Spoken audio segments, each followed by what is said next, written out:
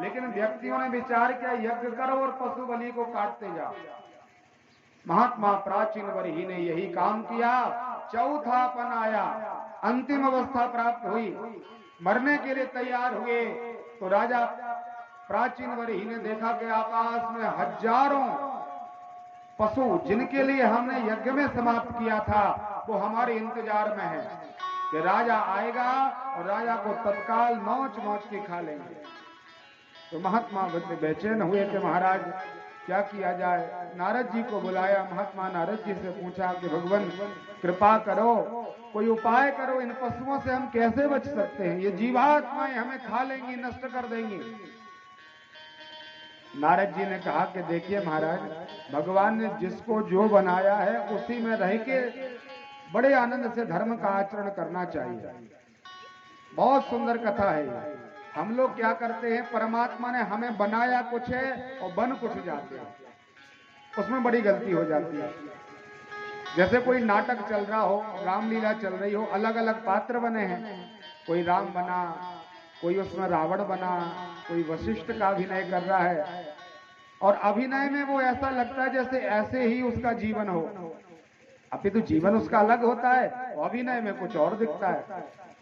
लेकिन अभिनय करते करते रावण को लगे नहीं महाराज मैं रावण नहीं मैं राम बनूंगा, और 10-10 शीश लगे हो, बड़ी बड़ी मूछें बनी हो और उसी में वो राम का अभिनय करने लग जाए तो जनता हंसने लग जाती है, महाराज ये तो अच्छा नहीं लग रहा।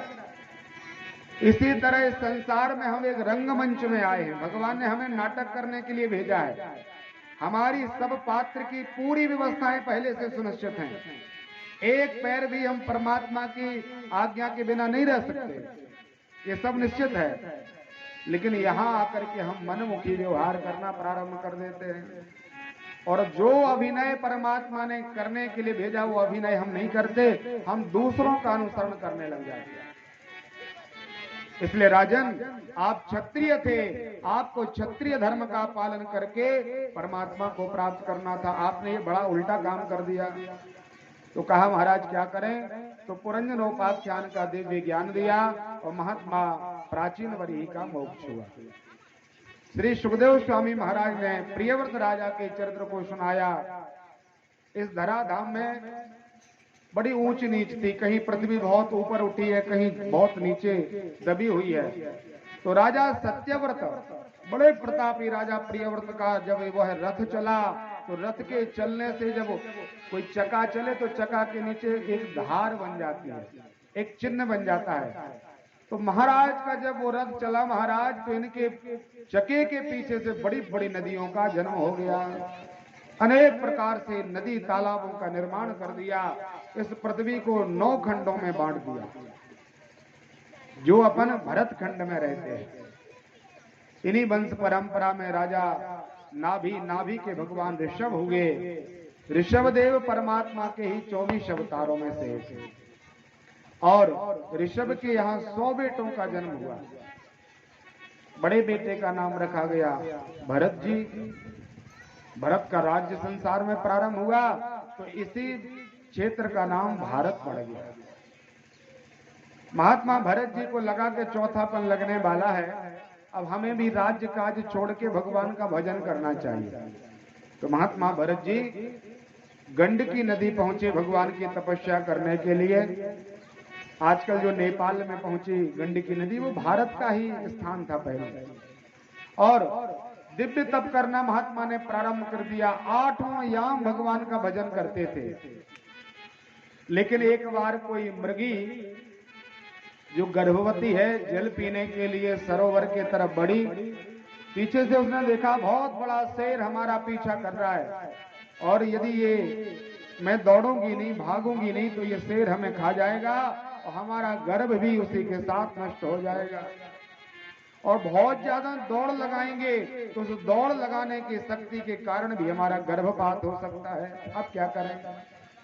फिर भी इसने विचार किया कि वो दिवेन ही सिद्ध्यंती, प्रयोग तो करना चाहिए। दौड़ लगाना प्रारंभ किया और दौड़ते दौड़ते देखा सामने बहुत बड़ी नदी है, पीछे से शेर है, आगे नदी है, अब दोनों तरफ हमारा मरना है।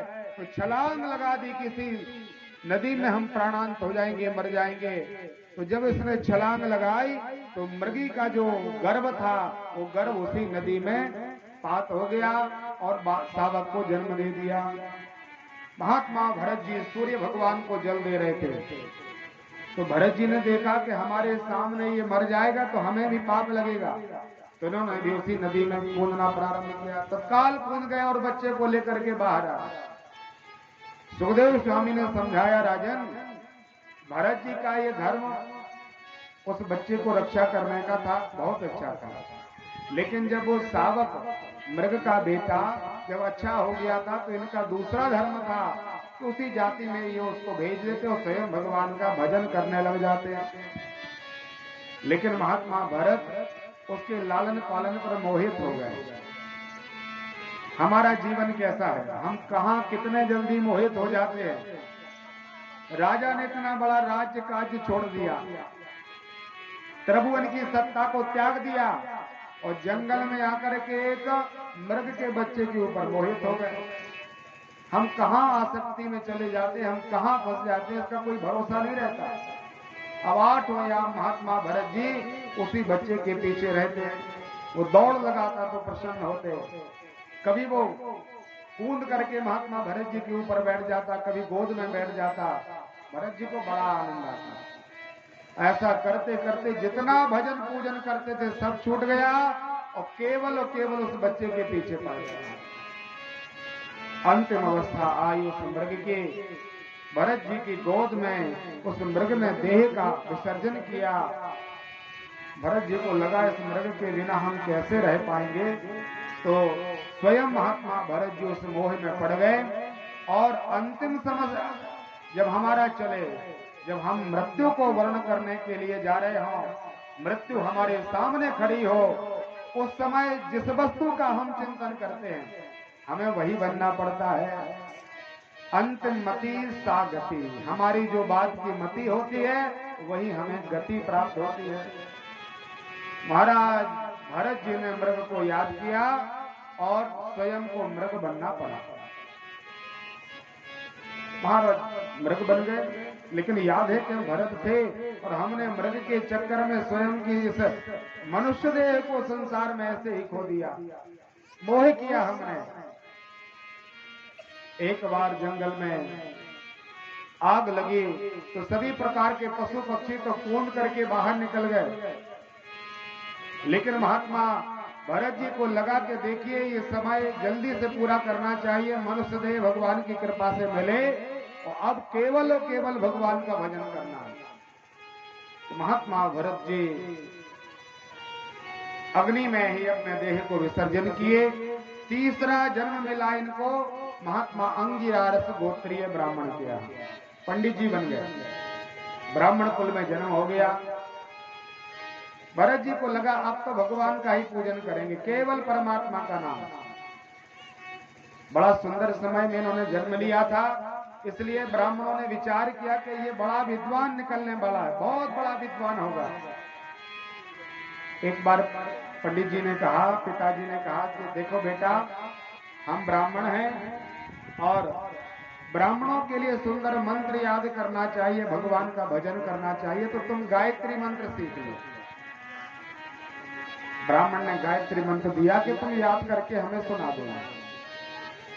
तैयार हुए महात्मा, लेकिन भरत जी को लगा कि यदि पिताजी को आज गायत्री मंत्र सुना देंगे तो कल कहेंगे महाराज सत्यनारायण की कथा याद कर लो, फिर बोलेंगे विवाह पद्धति याद कर लो, और जब पिताजी के पास समय कम होगा तो यजमानों के पास हमको भेजना प्रारंभ कर देंगे कि अमुक यजमान क्या सत्यनारायण की कथा करके आ जाओ, उसका विवाह करके आ जाओ, और हम जिस कार्य के लिए आए हैं हमारा वो काम छूट जाएगा।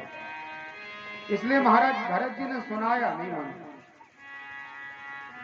पिताजी को बड़ा क्रोध आया कि देखिए इतना विद्वान होने के बाद भी इसने एक मंत्र याद नहीं किया। तो क्रोध आया और भरत जी का नाम जड़ भरत रख दिया। ये तो बहुत मूर्ख है, जड़ है, जड़ भरत नाम रखा गया। भाइयों ने कहा कि महाराज हम लोग पढ़े लिखे हैं तो पांडित्य कर्म करते हैं, लेकिन इसने कोई पढ़ाई लिखाई नहीं की, इसलिए इसको खेती का काम सौंप दो। अब खेती में तो केवल बल की आवश्यकता है, अच्छे खूब ज्यादा परिश्रम करो, आनंद से फसल उगाओ। तो भरत जी के लिए खेती का काम सौंप दिया कि तुम खेती बाड़ी करो। ब्राह्मण देह थी। महात्मा ने देखा कि बहुत सुंदर फसल खड़ी हुई है और हम इस फसल के पास आए हैं तो अनेक प्रकार के पशु पक्षी दूर चले गए हमसे डर कर। तो हम इनके भोजन के और इनके बीच में हम बहुत बड़े विरोधी हैं। तो भरत जी महाराज छुप गए कि हमें कोई देख ना पाओ, जिसको जो पाना है सो पालो। सभी प्रकार के पशु पक्षी आए, महात्मा भरत जी की फसल को पाना प्रारंभ कर दिया।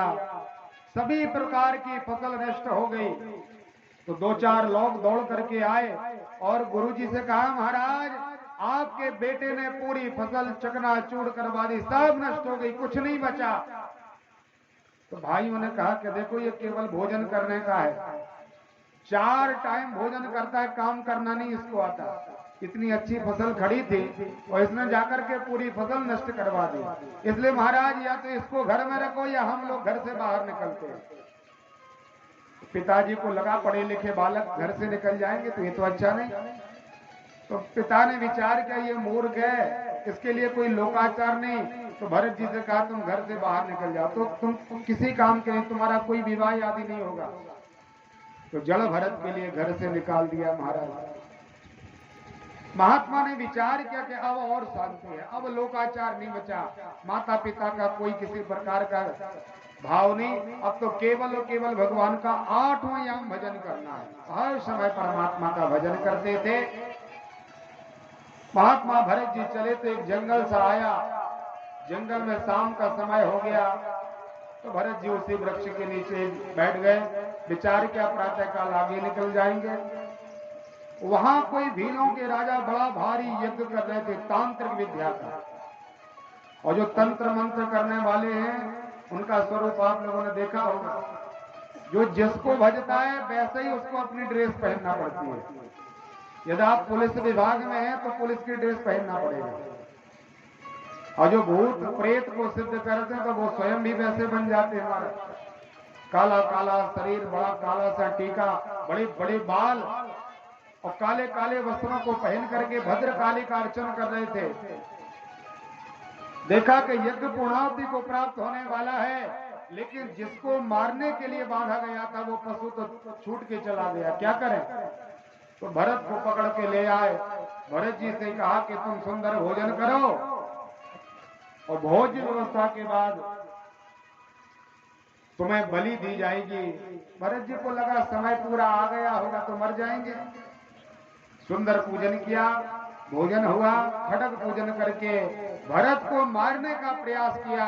तो भद्रकाली मैया ने विचार किया कि देखिए ये तंत्र विद्या सिद्ध करने के लिए ब्राह्मण को बलि प्रदान कर रहे हैं, इसलिए भद्रकाली मैया तत्काल प्रकट हुई और जगदम्बा ने, जो जगदम्बा की प्रसन्नता के लिए भजन कर रहे थे उन सबको मैया ने मार डाला। सभी प्रकार के भीलों को माने देह पूरी कर दी। महात्मा भरत जी ने देखा कि अभी तक हमारे ऊपर तलवार नहीं गिरी, क्या कारण है। नेत्र खोल के देखा तो हजारों भील वहां पर मरे पड़े हैं। भरत जी को लगा भी हमारी देह पूरी होने का समय नहीं आया, और आगे बढ़े। राजा रघुगण से भेंट हुई, दिव्य ज्ञान दिया और महात्मा राजा रघुगण को भवाटवी का दर्शन करा करके उनको मुक्त कर दिया। बोलो भक्तवत्सल भगवान की जय हो। इसके बाद सुखदेव स्वामी ने महात्मा परीक्षित के लिए भूगोल और खगोल का वर्णन किया। कितने लोक हैं, कितने ग्रह हैं, कितनी नदियां हैं, कितने समुद्र हैं, कितने तीर्थ हैं, ये सभी प्रकार का ज्ञान पूरा भूगोल खगोल महात्मा ने दर्शन कराया। और इसी क्रम में 28 प्रकार के नरक बताए। यहाँ पर जो हम अच्छे बुरे कर्म करते हैं उसका फल प्राप्त होने के लिए हमें दूसरे लोग जाना पड़ता है। ये हमारी कर्म भूमि है, कर्म में हम स्वतंत्र हैं, हमें क्या करना है। लेकिन हम जैसा कर्म करते हैं उसका फल हमें 14 लोकों में प्राप्त होता है। एक लोक में महाराज 28 प्रकार के नरक हैं। और जो जिस प्रकार के कुकर्म करता है उस प्रकार के नरकों में डाल करके उसको बड़ी पीड़ा दी जाती है, अनेक प्रकार का कष्ट होता है। किसी पाप कर्म को करके हम यहाँ पर 1 मिनट का आनंद लें, 1 मिनट का सुख लें और उसी सुख का वहां पर हमें फल मिलता है, अनंत कल्पों तक हमें वहां पर पीड़ा प्राप्त होती है। बड़े बड़े यम के दूत आकर के हमें प्रताड़ित करते हैं। तो महाराज परीक्षित को जब नरकों का दर्शन कराया कि नरकों में इतनी वेदना, इतना कष्ट है, तो पीपल पात सरिस मन डोला। परीक्षित जी थरथर कांपने लगे कि भाई गुरुजी महाराज इन नरकों से बचने का कोई साधन बता दो, नरकों से बचने की कोई ऐसी युक्ति बता दो जिसका आश्रय लेकर के जीव नरकों से बच सके। तब महात्मा सुखदेव स्वामी ने कहा, राजन नरकों से यदि आपको बचना है तो सबसे सरल साधन परमात्मा का नाम है, भगवान का नाम लो और नरकों से आपकी छुट्टी। किसी प्रकार से नरकों की यातना आपको प्राप्त नहीं हो सकती। परीक्षित जी को लगा कि देखिए भगवान का नाम लेकर के कैसे नरकों से बचा जा सकता है। तो सुंदर महात्मा श्री सुखदेव स्वामी ने एक अजामिल पंडित जी की कथा सुनाई कि एक ब्राह्मण देवता थे। पंडित जी बहुत भजन पूजन करते थे, ज्ञान भी अच्छा था, बड़े विवेकी थे, अनेक प्रकार के ज्ञान से युक्त थे ब्राह्मण। विवाह हो गया, गृहस्थ जीवन में आनंद हो गया। चलते चलते यही एक अजामिल ब्राह्मण पांडित्य कर्म करने के लिए जा रहे थे तो देखा कि कहीं पर कोई एक वेश्या नृत्य कर रही है। उस गणिका को देख करके महात्मा को लगा कि थोड़ा 2-4 मिनट बैठ जाएंगे और इसका नृत्य देख लेंगे, तो नृत्य देखने में कोई दोष नहीं है। ब्राह्मण ने उसका दर्शन किया, घर आए, माला लेकर बैठे तो भगवान का ध्यान करते हैं और उस गणिका की याद आई, उस वेश्या को याद किया ब्राह्मण ने। दूसरे दिन पहुंचे तो पहले दिन 5 मिनट दर्शन किया था, आज महाराज ने 1 घंटे तक वहीं पर बैठे रहे। करते करते एक ऐसा समय आया कि सभी प्रकार का भजन पूजन छूट गया और केवल उस वेश्या का दर्शन करते। एक बार शाम के समय उस गणिका से कहा, देवी यदि आप हमारी पत्नी बन जाओ तो बड़ा आनंद रहेगा। गणिका ने कहा, पंडित जी हमें कोई चिंता नहीं, आप हमें यदि बहुत आनंद से धन प्रदान करते रहोगे तो हम आपकी पत्नी बन जाएंगे, हमें तो केवल धन की याचना है। तो वो स्त्री अजामिल के घर आई, अजामिल के यहाँ आकर के देखा कि इस ब्राह्मण का विवाह जो हुआ था वो इनकी पाणी गृहिता पत्नी, 7 परिक्रमा भावर लगाने वाली पत्नी बाहर निकली। तो वेश्या ने कहा, महाराज ये कौन है? बोले हमारी पत्नी है। तो बोले महाराज इसको घर से बाहर करो तब हम घर में प्रवेश करेंगे। तो देखिए जब कुकर्म का आश्रय लेता है व्यक्ति तो कितना पाप कर्म करना प्रारंभ करता है। एक पाप के प्रति हजारों पाप करता है। धर्म पत्नी का त्याग कर दिया, वेश्या को अपने घर में रख लिया। और ऐसे कुकर्म करने वाले व्यक्ति से कोई पांडित्य कर्म कराएगा क्या? पूजा पाठ सब छूट गई। वेश्या ने कहा, महाराज धन लाइए, बिना धन के हम नहीं रह पाएंगे। तो इन्होंने चोरी बोरी करना प्रारंभ किया, बहुत बड़ी चोरी की। करते करते बड़ा भारी डकैत बन गया ये ब्राह्मण, डाकू बन गया। इतना बड़ा भारी डाकू बना के कोई रात्रि में इसके डर से निकलता नहीं था। शाम के समय सबके दरवाजे बंद हो जाते थे अजामिल नाम के ब्राह्मण के कारण। एक बार परमात्मा की कृपा से 25 ब्राह्मण देवता अयोध्या से वृंदावन के लिए चल रहे थे। शाम का समय हो गया। उन ब्राह्मणों ने कहा कि महाराज शाम हो गई है, अब अपन शाम को यहीं पर इसी गांव में रुक जाएंगे, प्रातः चल देंगे। तो अजामिल का गांव था। उधर आकर के ब्राह्मणों ने एक बालक से पूछा, बोले बेटा ये बताओ आपके गांव में कोई संत रहते हैं क्या? किसी संत का स्थान है क्या जहां पर रह के हम रात्रि विश्राम करें और प्रातः चल देंगे? तो जो बेटा मिला था वो अजामिल का शिष्य था। अजामिल के सेना में भर्ती था महाराज, चोरी कर्म करने वाला था। उसको लगा ब्राह्मणों के आज आनंद मिलेगा। ब्राह्मणों से कहा महाराज हमारे गांव में बहुत सुंदर एक संत रहते हैं जिनका नाम अजामिल है, उनके घर जाओगे महाराज तो आज तक आपकी जैसी सेवा नहीं हुई, ऐसी सुंदर सेवा की जाएगी आपकी। ब्राह्मणों ने विचार किया कि सही में कोई अजामिल संत होंगे। कहाँ है घर महाराज? बोले सीधे चले जाओ, वो चबूतरा बनाए, नीम का वृक्ष लगा है, उस वृक्ष के सामने जो घर है वो संत अजामिल का है। तो ब्राह्मण लोग आए और सामने खड़े होकर के भिक्षा देहि, भिक्षा दीजिए, आवाज लगाई। अजामिल तो घर में नहीं था, इसकी पत्नी घर में थी। तो बाहर आई वेश्या, देखा कि 25 महात्मा सामने खड़े हैं। मन द्रवीभूत हो गया, बड़ा आनंदित हो गया मन कि देखिए हमारा जीवन पवित्र करने के लिए 25 ब्राह्मण हमारे दरवाजे पर हैं। कहा महाराज आशीर्वाद दीजिए और आप तो बताइए हम आपकी क्या सेवा करें। तो ब्राह्मणों ने कहा कि हम वृंदावन में जा रहे हैं भगवान बांके बिहारी का दर्शन के लिए, शाम का समय हो गया, इसलिए आप यदि सक्षम हो, आपके पास धन हो तो हम 25 ब्राह्मणों का भोजन करा दो, रात्रि में हम विश्राम करें, प्रातः चल देंगे। वेश्या को लगा बहुत अच्छा समय मिला पुण्य कमाने के लिए। कहा महाराज जी आप लोग चिंता न करो, थोड़ा सा अवसर दीजिए हमें, बहुत सुंदर भोजन बना के हम आपको पवाएंगे, खिलाएंगे। तो ब्राह्मण लोग बैठ गए, भगवान का भजन करने लगे।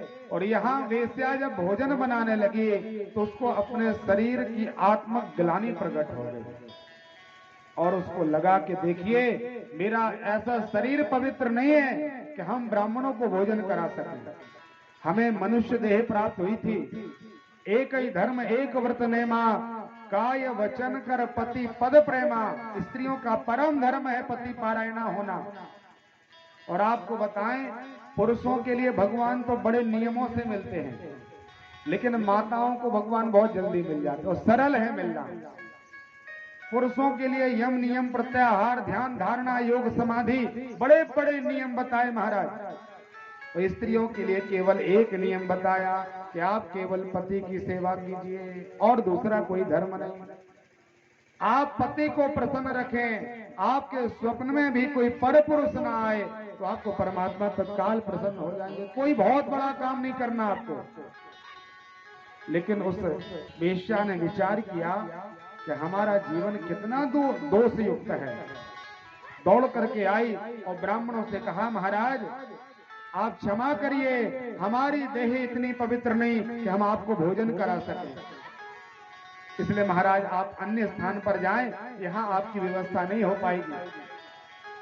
ब्राह्मणों ने कहा कोई चिंता नहीं, हम अन्य जगह जाकर के भगवान का भजन कर लेंगे, भोजन पा लेंगे।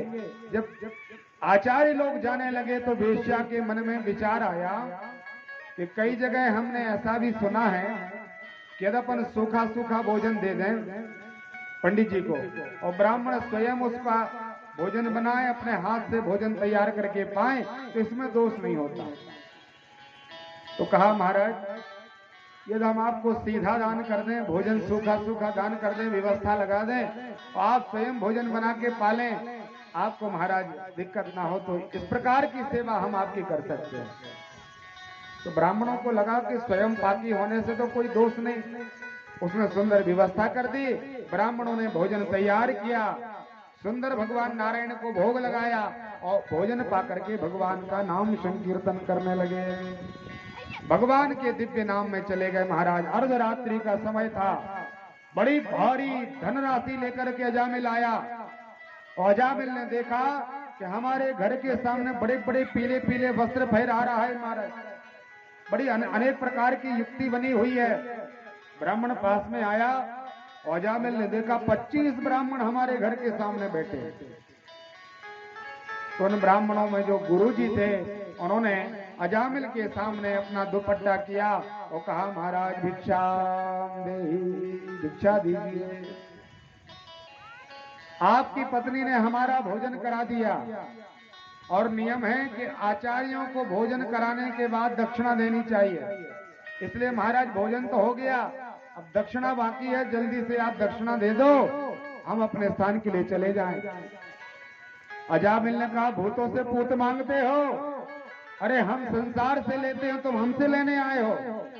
वो तो तुम्हारी कुछ हाव भाव, कुछ पहनावा अलग सा लगा, इसलिए बात कर ली। अजामिल बात नहीं करता, अजामिल का डंडा बात करता है। इसलिए महाराज सब छोड़ के जाना पड़ेगा, इसलिए जल्दी निकल जाओ यहाँ से। ब्राह्मणों ने कहा, कुछ भी हो महाराज, दक्षिणा लेके जाएंगे। जब ये विवाद सा होने लगा तो वो वेश्या बाहर निकली और कहा, महाराज क्या बात है? बोली, ये दक्षिणा मांग रहे, तुमने इनको भोजन कराया क्या? बोले, महाराज इतना कमाते हो, थोड़ा पंडित जी लोगों ने भोजन पा लिया तो क्या कमी हो गई तुम्हारे यहाँ? अब इनको दक्षिणा भी लगा दे दो, तिलक लगा दो, ये लोग चले जाएं। तो पत्नी की बात को स्वीकार करके कहा, बताओ महाराज क्या चाहते हो, क्या दक्षिणा चाहिए? आचार्यों ने कहा कि हमें कोई धन की आवश्यकता नहीं, आप हमें एक वचन रूपी दक्षिणा प्रदान करें। क्या वचन चाहिए?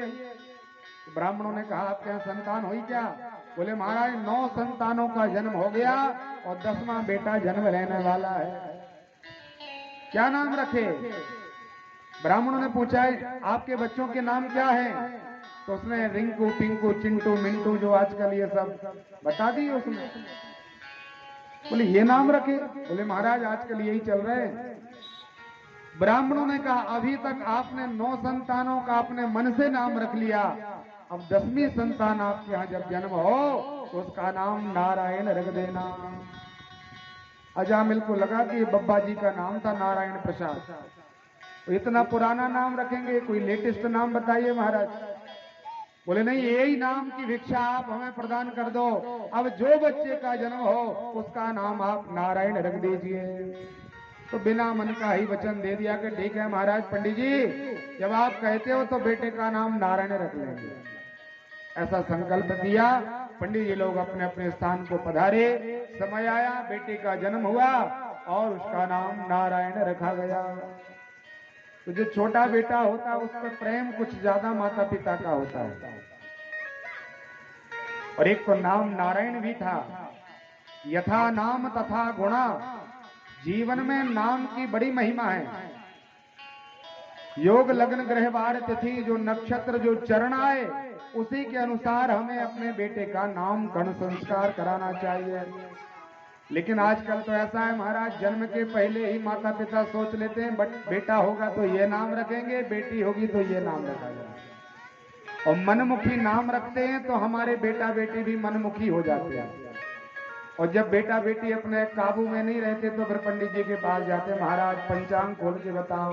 बेटा तो सुनता नहीं है, बेटी अपने मन की हो गई, कुछ उपाय बताइए महाराज। इसलिए बड़े सावधानी से पंचांग में जो नाम लिखे, जो ब्राह्मण बताएं कि इस राशि का नाम आया है, वही नाम हमें अपने बेटे का या बेटी का रखना चाहिए। नारायण नाम रखा। यदि जल की व्यवस्था इसको चाहिए तो कहता, बेटा नारायण थोड़ा सा जल पिला दो, तो छोटा बेटा आता जल की व्यवस्था कर देता। अन्य जो इनकी संतान थी वो किसी भी प्रकार की सेवा नहीं कर रही, लेकिन जो छोटा बेटा है वो पिता की सेवा में लगा और माता पिता का विशेष प्रेम उस तरफ हो जाता है। जो बालक आज्ञाकारी हो, माता पिता की सेवा में हो। तो 8वां याम नारायण की सेवा चल रही। ये नारायण नारायण जाप करते करते इसका भजन बन गया। अंतिम अवस्था आई, अजामिल को मारने के लिए यमदूत आए। यम के दूतों ने आकर के अजामिल के गले में रस्सी डाल दी और आत्मा को ले जाने का प्रयास किया। उसी समय परमात्मा के देवदूतों का आगमन हो गया। बोल भक्त वत्सल भगवान की जय हो।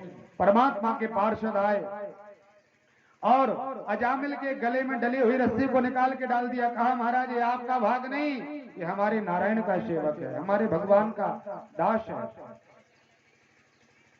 उन दूतों ने कहा कि देखिए आप लोग इतने भी जानकार पढ़े लिखे नहीं हो क्या? अरे ये अपने बेटे का नाम ले रहा है, तेरे स्वामी का नाम नहीं ले रहा, अपने बेटे का नाम ले लेके पुकार रहा है। इसने अनंत पाप किए, इस पापों का परिणाम है इसको नरक में डाला जाएगा। भगवान के दूतों ने कहा, किसी भी प्रकार से इसने नाम लिया हो आखिर मेरे मालिक का नाम लिया, हमारे स्वामी का नाम लिया। और भगवान के नाम की ऐसी महिमा है कि भाव कुभाव अनख आलसहूं, नाम जपत मंगल दिशि दसहूं। भाव से, कुभाव से, आलस से, अविद्या से, अज्ञान से कैसे भी परमात्मा का नाम लिया जाए, भगवान का नाम तो मंगल का कारण है, इसलिए उसको वैकुंठ मिलेगा। और महात्मा परमात्मा के पार्षदों ने युद्ध किया, देवदूतों ने यम के दूतों को परास्त कर दिया। बड़े परास्त होकर के, खिन्न मन होकर के धर्मराज के पास गए, कहा महाराज आप हमें कहीं भी भेज देते हो, इसको पकड़ के ले आओ, उसको पकड़ के ले आओ। आज बड़ी लड़ाई हुई हम लोगों की, और भगवान के पार्षद बिल्कुल पढ़े लिखे नहीं, हमें समझ में आते। वो अपने बेटे का नाम नारायण ले रहा था, और इन्होंने अपने स्वामी का नाम मान के उनको वैकुंठ देने का भाव बनाया है। धर्मराज ने कहा बेटा यहाँ पर ये नाम मत पुकारो, यदि इस नरक में आप नारायण का नाम ले दोगे तो हमारा पूरा नरक खाली हो जाएगा, सब वैकुंठ चले जाएंगे, और फिर महाराज हमारी नौकरी तो बंद हो जाएगी। देवदूतों ने कहा कि महाराज इतना बड़ा प्रभाव भगवान के नाम का है क्या?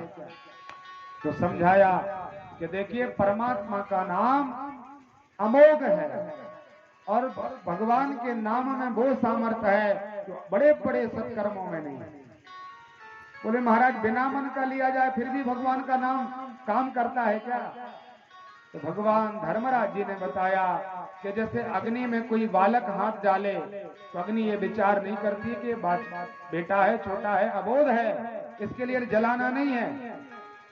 अग्नि का काम जलाना है, तो बालक, वृद्ध, रोगी, ब्राह्मण, क्षत्रिय, वैश्य कोई भी उसमें हाथ लगाएगा वो जल जाएगा। आपके घर में विष रखा हो और आपको पता नहीं कि ये विष है, और आपने दवा मान करके पान किया, तो विष ये विचार नहीं करता कि अमुक व्यक्ति ने दवाई मान के पिया है। विष का काम मारना है, तो विष किसी भी प्रकार से पिया जाए वो तत्काल प्राणांत कर देता है। इसी तरह आपके घर में यदि अमृत रखा हो, तो अमृत का काम केवल अमरता प्रदान करने वाला है, वो किसी भी भाव से ग्रहण किया जाए वो आपको अजर और अमर बना देगा। इसी तरह परमात्मा का नाम केवल और केवल मंगल का कारण बनाता है, मोक्ष प्रदान करने का साधन है। तो कहा महाराज भगवान के नाम की ऐसी महिमा है। भगवान धर्मराज ने कहा कि देखिए राम एक तापस त्रिय तारी, भगवान राम जी सरकार ने तो एक अहिल्या का उद्धार किया, लेकिन नाम अनेक कोटि खलकारी। भगवान राम जी के नाम ने करोड़ों ऐसे दुष्ट दुराचारियों का परम प्रयाण कर दिया, मोक्ष दे दिया। भगवान ने कहाँ कहों लगी नाम बढ़ाई, राम न सकत नाम गुण गाई। भगवान के नाम की कितनी महिमा बताएं, परमात्मा स्वयं भी अपने नाम की महिमा नहीं गा सकते। इसलिए आप लोगों से विनम्र प्रार्थना है, आग्रह है कि देखिए कुछ भी काम करो, बहुत ज्यादा भजन पूजन नहीं बनता, माला नहीं बनती, कथा में नहीं बैठ पाते, तो आप एक आदत डाल लो अपने जीवन में कि हम अनेक प्रकार के कार्य करते हुए भगवान का नाम लेंगे। करते कर्म करो विधि नाना, और मन राखो जहां कृपा निधाना। कोई भी काम करो, माताएं भोजन बना रही तो मुंह से थोड़ी भोजन बनना है, हाथ पांव से बड़ी आनंद करो और मुंह के द्वारा सुंदर भगवान का भजन करते जाओ, तो भोजन भी सुंदर बनेगा। आपको भोजन बनाने में समय भी नहीं ज्यादा लगेगा, और भोजन बनाने की जो माताओं को पीड़ा होती है वो भी नहीं होगी। तो बड़े आनंद से भोजन भी तैयार हो जाएगा, भगवान का भजन भी हो जाएगा। इसलिए जो जो काम कर रहा है वो अपना काम करता जाए और परमात्मा का नाम अवश्य उच्चारण करता जाए। कलिकाल में यह कलिकाल न साधन दूजा, इस कलिकाल में दूसरा कोई साधन नहीं है, केवल राम नाम अवलंबने को, केवल परमात्मा के नाम का हमें अवलंब है, हमें बहुत बड़ा बल है। इसलिए सभी प्रकार से एक घड़ी आधी घड़ी आदो में पुनिया, जितना समय मिले हमें परमात्मा का नाम अवश्य याद रखना चाहिए। और शास्त्रों का प्रमाण भगवान का नाम है, सभी प्रकार के वेदों का सार केवल परमात्मा का नाम संकीर्तन है। इसलिए भगवान के नाम के प्रति हमारी निष्ठा अवश्य होनी चाहिए। भगवान श्री धर्मराज जी ने जब ये सब समझाया तो परमात्मा के पार्षदों ने कहा, भगवान के दूत बोले कि महाराज अब ये बता दो कि किस किस को नरकों में लाना है और किस किस को छोड़ना है। ये श्लोक आप लोग बिल्कुल बहुत सावधानी से सुनना। नरकों में कौन जाता है और नरकों से बचता कौन है, ये हमें सुखदेव स्वामी ने बताया कि आप यदि नरकों से बचना चाहते हैं तो इन कामों का त्याग कर दीजिए, और यदि आपको नरकों में जाना है तो महाराज पर आनंद से इसी का आश्रय लो, कोई क्या करे। इसलिए बड़ी सावधानी से सुने, नरकों को प्राप्त किसके लिए होना पड़ता है। भगवान सुखदेव स्वामी कहते हैं कि महात्मा धर्मराज जी ने कहा कि आपको इस प्रकार के व्यक्ति यदि प्राप्त हो जाएं तो उनके लिए निश्चित रूप से आप त्याग कर सीधे हमारे साथ आ जाइए यहाँ पर और उनको सीधा बैकुंठ पद प्रदान कर दें। बोले कौन कौन महाराज? बोले जिनकी जिह्वा ने एक बार भी परमात्मा का नाम नहीं लिया। कई लोग कितनी गाली गलौज करते हैं, बड़ी ईर्षा द्वेष, यहाँ की निंदा वहां की निंदा, दुनिया भर की बातचीत, यदि गप्पे करने के लिए बिठा दिया जाए तो घंटों निकल जाते पता नहीं चलता। और यहाँ कथा में 5 मिनट बैठने में बड़ी तकलीफ होती है, बहुत कष्ट होता है महाराज। भगवान यम के दूत बोल रहे हैं कि देखिए, जिनकी जिह्वा ने एक बार परमात्मा का नाम उच्चारण नहीं किया, जिनके कानों ने भगवान की मंगलमयी कथाओं का आश्रय नहीं लिया, जिनके चित्त ने परमात्मा का भाव नहीं ग्रहण किया, भगवान का ध्यान नहीं किया, परमात्मा को याद नहीं किया, जिनके शरीर में इतना सुंदर परमात्मा ने सिर दिया और ये माथा भगवान के चरणों में नहीं झुका, उनको बलपूर्वक बांध करके मेरे पास ले आना। भगवान सुखदेव स्वामी कहते हैं, जिह्वा न भक्ति भगवत गुण नाम धेयम चेतश्च न स्मरति चरणार वृंदम कृष्णाय नो नमति यच्छिरे कदापि तानान यद्यमसदो कृतविष्णु कृत्या। महाराज उसको पकड़ के बलपूर्वक हमारे पास ले आइए। जे हरि कथा सुनी नहीं काना, श्रवण रंध्र अहि भवन समाना। लिखा है, जिनके नेत्र परमात्मा के दर्शन करके सजल नहीं होते, उनके वो नेत्र नेत्र नहीं है, वो मोर के पंख लगे हुए हैं। जिनके कान परमात्मा की कथाओं का आश्रय नहीं लेते, वो उनके कान सर्प के बिल के समान हैं। जिनकी जिह्वा परमात्मा का नामोच्चारण नहीं करती, उनकी जिह्वा दादुर के समान है, मेंढक के समान। बरसात ऋतु में जब मेंढक बोलता है तो किसी को अच्छा लगता है क्या कि थोड़ा और बोलता रहे, बहुत आनंद आ रहा है? कोई विचार करता है? व्यक्ति पत्थर मारते हैं महाराज के रुक जाए, उसका कर्कश ध्वनि सुन करके व्यक्तियों की नींद समाप्त हो जाती है। तुलसीदास जी कहते हैं कि इतनी सुंदर जिह्वा परमात्मा ने प्रदान की, और ऐसी जिह्वा के द्वारा जिन्होंने परमात्मा का नाम नहीं लिया, उनकी जिह्वा दादुर के समान है, मेंढक के समान है। इसलिए हमारे जीवन को यदि मंगलमय बनाना है तो केवल परमात्मा का आश्रय, हमारा भगवान का ध्यान, परमात्मा का नाम, परमात्मा की लीलाओं का श्रवण, यही हमारे जीवन का सच्चा लाभ है।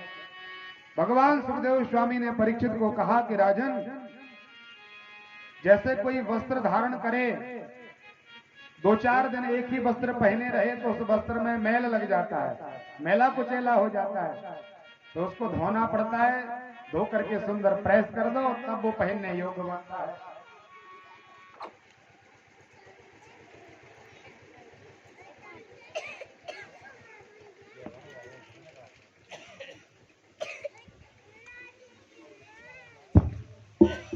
इसी तरह ये जो हमारी देह है, ये आत्मा का शरीर, जो अपनी शरीर दिखाई दे रहा है, ये आत्मा का वस्त्र है।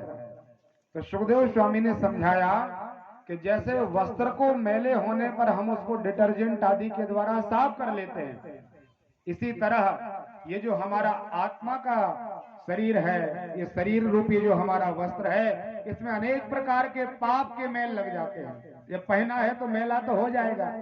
इसलिए भगवान रूपी, नाम रूपी, कथा रूपी सावन इसमें लगाते रहें, इसको पवित्र करते रहें। और जैसा पवित्र वस्त्र परमात्मा ने हमें दिया था, सावधानी हमारी इसी में है कि इसी तरह पवित्र वस्त्र परमात्मा के चरणों में हम समर्पित कर दें कि महाराज स्वच्छ पवित्र आपने दिया, ऐसे ही हमने आपके चरणों में समर्पित कर दिया।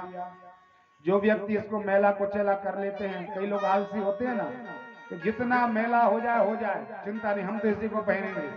और पहनते पहनते पहनते महाराज एक समय ऐसा आ जाता है अब वो और ज्यादा पहनने योग्य नहीं बचता।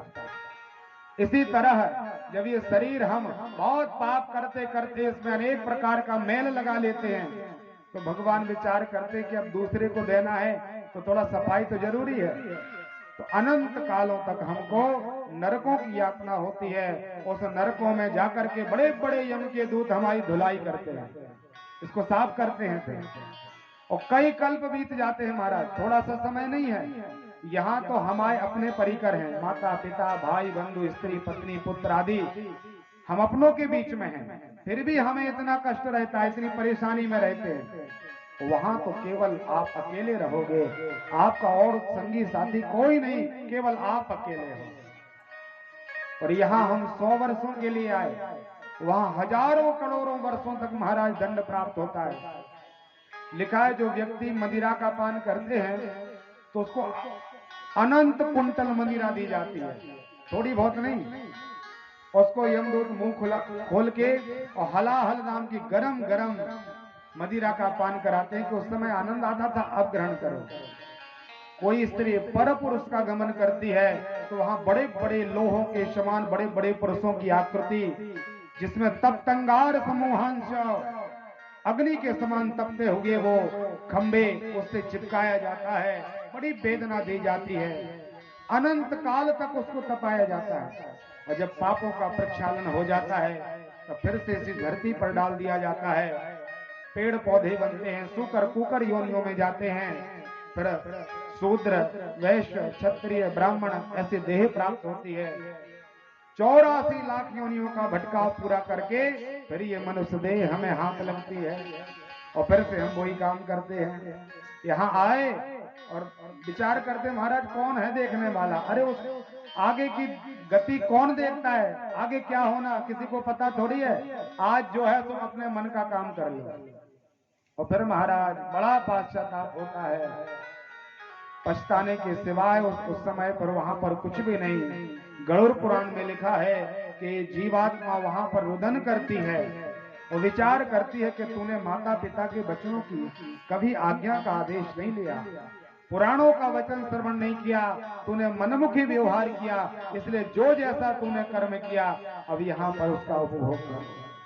बड़ी पीड़ा होती है। इसलिए ये वस्त्र रूपी शरीर हमें समय समय पर साफ करते रहना चाहिए, भगवान का नाम लेते रहना चाहिए और साफ करते करते परमात्मा के चरणों में इसको समर्पित कर देना एक दिन। बोल भक्त वत्सल भगवान की जय हो। महात्मा श्री परीक्षित जी महाराज बड़े प्रसन्न हुए कि देखिए भगवान का नाम ही तो लेना है, कोई बहुत बड़ी विपत्ति थोड़ी है नाम, लेकिन इतना कठिन है महाराज। व्यक्ति विचार करते कि कंबल पर बैठ के माला ही तो जपना है, कोई कठिन थोड़ी है। और यदि आपको कहा जाए कि शिव जी के मंदिर में बहुत सुंदर महादेव जी विराजे हैं और कहा जाए आप यहाँ 1 घंटे एक आसन पर बैठना और माला लेके केवल राम राम कहना है, आपको बहुत सुंदर व्यवस्था करेंगे, जल देंगे, दुग्ध देंगे, जो चाहिए मिलेगा। तो व्यक्ति विचार करते कि खेती करने में हमें आनंद है, वहां धूप लग रही उसमें कोई तकलीफ नहीं दिक्कत नहीं, और यहाँ पंखा एसी में बैठे हैं फिर भी भगवान के भजन में बहुत कष्ट होता है। व्यक्ति लगता है महाराज रहने दो, 2-4 मिनट हो गया वही बहुत है। भगवान के नाम में इतनी आलस आती है। मलुक पीठाधीश्वर श्री राजेंद्र दास जी महाराज कहते हैं कि व्यक्ति कहीं पर प्रमाद नहीं करता, केवल भगवान के भजन में प्रमाद करता है। कभी इसने भोजन में प्रमाद नहीं किया कि तो रोज तो खाना है, आज नहीं खाएंगे भोजन, उसमें प्रमाद नहीं है। सोने में प्रमाद नहीं है कि महाराज रोज तो सोते, आज रात्रि में सोएंगे नहीं, भगवान का भजन करेंगे, वहां प्रमाद नहीं करता, वहां आलस नहीं है। बहुत ज्यादा यहाँ वहां की ईर्षा द्वेष कपट अनेक प्रकार के व्यंग करने में कभी प्रमाद नहीं होता, लेकिन प्रमाद होता है तो केवल भगवान के भजन में। हमारे शरीर में केवल थोड़ा सा सिर दुखने लगे तो सबसे पहले हमारा भजन छूटता है। यदि थोड़ा सा नियम केवल शिव जी को जल चढ़ाने का ही हमने बनाया और प्रातः काल थोड़ा सा मन खराब हो गया, टेंशन से हो गए, बोले आज हम जल नहीं चढ़ाएंगे, थोड़ा सा कुछ बिगड़ा और भजन सबसे पहले छूट गया। एक जगह कोरोना में एक पतिदेव शांत हो गए, एक माता जी के मझौली में थे, हम लोग अनुष्ठान में गए थे। जबलपुर के पास एक मझौली गांव है, कस्बा बंडा जैसा है, तो एक देवी जी के पतिदेव कोरोना में समाप्त हो गए। तो हम लोगों ने आंखों से देखा महाराज, भगवान के मूर्तियों को लिया और ऐसे सड़क पर फेंक दिया, गालियां दे रही थी वो। भगवान ने क्या किया, आखिर हमारी अंदर क्या कमी थी, हमने क्या गलती की जो भगवान ने हमें ऐसा कष्ट दिया। श्री बाल कृष्ण भगवान, राम जी सरकार, लड्डू गोपाल, सबको उसने ऐसा सड़क पर फेंक दिया। इस प्रकार के व्यक्ति कार्य करते हैं। जब स्वयं अपना कर्म करते उस समय विचार नहीं करते कि हम कौन सा कर्म करते जा रहे हैं। अपने कर्म करते समय तो सावधानी रखते नहीं, और जब कर्म का फल हमें प्राप्त होता है तब महाराज हम आनाकानी करने लग जाते हैं। संसार में हमें कोई दुख नहीं दे सकता, किसी का कोई सामर्थ्य नहीं कि आपको कोई दुख दे दे, तकलीफ दे दे, कष्ट दे दे। कोई नहीं सुख दुख कर दाता, निज कृत कर्म भोग सुनु भ्राता। आपके कर्म का ही फल है कि आप युवा अवस्था में विधवा हो गई, या आपके पति शांत हो गए, या पत्नी शांत हो गई, या पिताजी के सामने बेटा चला गया। ये सब क्या है? हमारे कर्मों की गति है महाराज। हमें कर्मों का ध्यान रखना चाहिए। इस प्रकार के यदि हमें फल की आवश्यकता नहीं तो कर्म भी ना करें। कर्म में हम भगवान के पूजन में, भजन में बड़ा प्रमाद करने लग जाते हैं। सुखदेव स्वामी ने कहा, राजन परमात्मा के नाम में प्रमाद नहीं होना चाहिए। भोजन यदि हम कर रहे 8 रोटी खाते तो 6 चल जाएगी, लेकिन भगवान के नाम में कभी किसी प्रकार का हमें संशोधन नहीं करना चाहिए। जो नियम है, जो हमारा भजन चल रहा है, तो प्रयास ये होना चाहिए कि अभी हम आध घंटा भजन करते हैं, भगवान की कृपा से ये हमारा भजन का समय 1 घंटा हो जाए, फिर 2 घंटा बढ़ जाए। और प्रभु ऐसी कृपा करो कि 8 याम हम आपकी सेवा में, आपकी याद में रहें। ऐसा हमें परमात्मा का आयोजन करना चाहिए, तभी हमारे जीवन की सार्थकता है। और ये बार बार प्राप्त नहीं होता। एक बार हाथ से चला जाए तो महाराज बड़ा पश्चाताप होता है। जैसे कोई विद्यार्थी 10वीं क्लास में आया, वो बोर्ड परीक्षा होती है तो सब कहते हैं कि अच्छे से पढ़ लो, अभी परीक्षा आने वाली है, और जब पढ़ाई लिखाई नहीं करोगे तो फेल हो जाओगे। विद्यार्थी विचार